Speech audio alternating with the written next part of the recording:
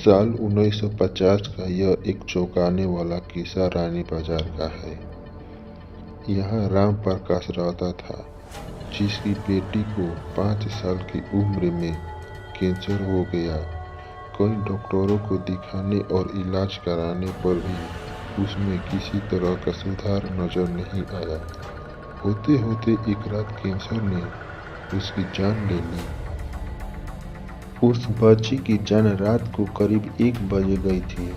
उसी रात को पास के ही एक गांव की महिला मोहनी को एक ट्रक ने टक्कर मार दी थी।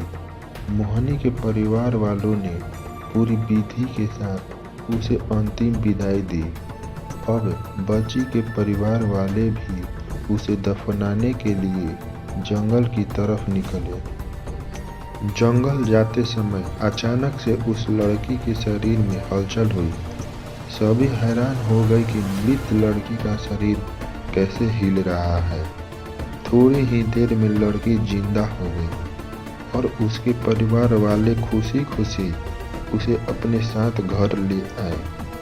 किसी को इस बात की भनक नहीं थी कि उस लड़की के अंदर उसी रात ट्रक से टकराने वाली मोहनी की आत्मा घुस गई थी।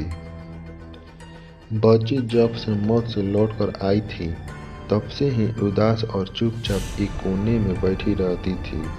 एक दिन उसकी माँ ने उसे खुद अपने हाथों से खाना खिलाया और मामा के घर लेकर जाने की बात कही।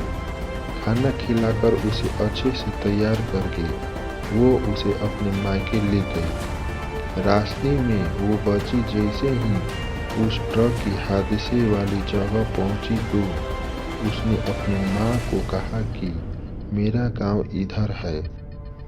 माँ ने उसकी बातों पर बिल्कुल गौर नहीं किया और उस बात को हंसी में टाल दिया। कुछ ही देर में वो अपनी बेटी के मामा यानी अपने भाई के घर पहुंच गई। 1-2 दिन बाद मामा जी के घर के आसपास ही बच्ची के अंदर घुसी मोहनी को अपनी पड़ोसन सिमरन दिखी। उसने जोर से उसे नाम से पुकारा। सिमरन ने पलटकर देखा तो एक छोटी बच्ची थी। उसे बड़ी हैरानी हुई कि इस लड़की को मेरा नाम कैसे पता है। तभी मोहनी ने अपने साथ बीती सारी बातें उसे बता दी। उसने कहा कि मेरे परिवार वालों ने मेरी मौत से ही पहले मुझे जला दिया था, इसलिए मेरी आत्मा भटक रही थी।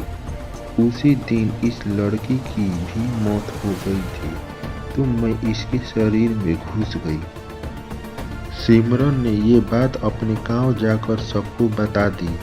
पूरे गांव वाले और उसके रिश्तेदारों मोहनी से मिलने के लिए उस बच्ची के मामा के घर के पास पहुंच गए।